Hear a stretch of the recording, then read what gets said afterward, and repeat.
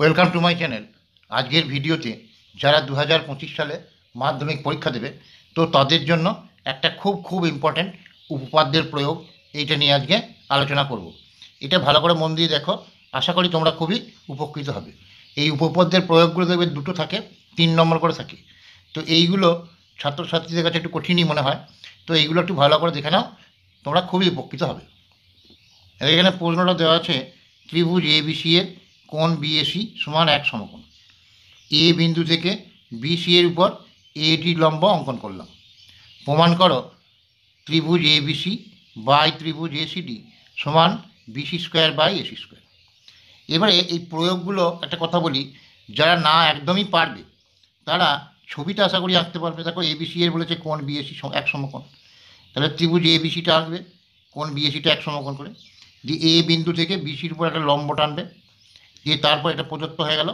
তারপর প্রামাণ্যত লিখবে, প্রমাণ করো ত্রিভুজ এবিসি বাই ত্রিভুজ এসিডি সমান BC square by AC square.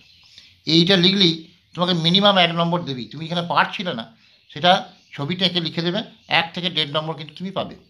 তারপরে প্রমাণটা পারলে অবশ্যই করবে। তো দেখো আমি এটা কীভাবে করি। একটা ত্রিভুজ এবিসি এঁকে নিয়েছি, যার এই কোণটা সমকোণ, আর এ বিন্দু থেকে এই বিসি বাহুর উপর একটা লম্ব টেনেছি, মানে এই কোণটা সমকোণ, এটাও সমকোণ এটাও সমকোণ। লম্ব মানে একটা বাহুর উপর একটা লম্ব হলে এটা সমকোণ। তাহলে প্রদত্ততে এই প্রশ্নটা দেখে দেখেই লিখবে বলেছি। প্রদত্ত কি? ত্রিভুজ এবিসি এর কোণ বিএসি সমকোণ। এ বিন্দু থেকে বিসির উপর এডি লম্ব অঙ্কন করলাম। এবার প্রামাণ্যতেও ওইটা লিখবে, যে এটা কোশ্চেনে দেওয়া আছে, প্রমাণ করতে হবে যে ত্রিভুজ এবিসি বাই ত্রিভুজ এসিডি সমান BC square by AC square.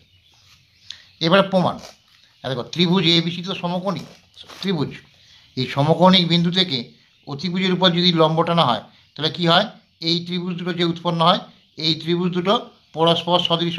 আবার এই ত্রিভুজ দুটো প্রত্যেকে এই মূল ত্রিভুজ মানে ত্রিভুজ এবিসি এর সঙ্গে সদৃশ। এটা সদৃশতার ধর্ম থেকে তোমরা জানো, ওইটাই লিখেছি। দেখো ত্রিভুজ এবিসি এর সমকোণিক বিন্দু থেকে অতিভুজ বিসির উপর এডি লম্ব, তাহলে ত্রিভুজ এবিসি এবং ত্রিভুজ এসিডি পরস্পর সদৃশ। সদৃশ হলে কি হয়, বাহুগুলো সমানুপাতি হয়।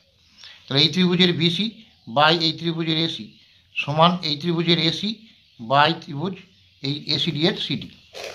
এবারে কোণে কোণে যদি বজ্রগুণ করি তাহলে এসি স্কোয়ার সমান বিসি ইন্টু সিডি। এবার দেখো এসি স্কোয়ার এখানে ছিল বিসি ইন্টু সিডি, এখানে সিডিটাকে যদি রেখে দিই তাহলে বিসিটা এইদিকে চলে আসবে।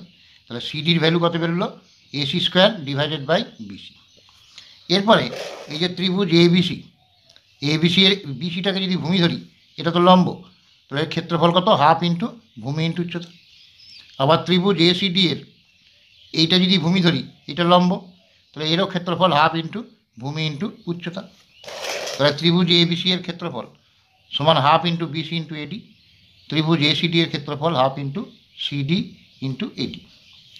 এবার এই দুটো ত্রিভুজের ক্ষেত্রফলের অনুপাত বার করতে বলেছে, তাহলে লিখলাম ত্রিভুজ এবিসি বাই ত্রিভুজ এসিডি সমান half into BC into AD divided by half into CD into এডি।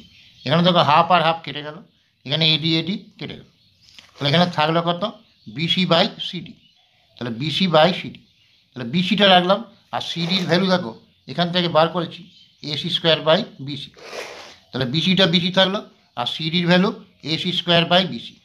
তাহলে বিসি ভাজিত এটা ছিল, গণিত এটা উল্টে যাবে, তাহলে বিসি গণিত বিসি বাই এসি স্কোয়ার। তাহলে বিসি বিসি গুণ করলে BC square by AC square. তাহলে অতএব ত্রিভুজ এবিসি বাই ত্রিভুজ এসিডি সমান BC square by AC square. এটা প্রমাণিত। তো আশা করি বুঝতে পেরেছ।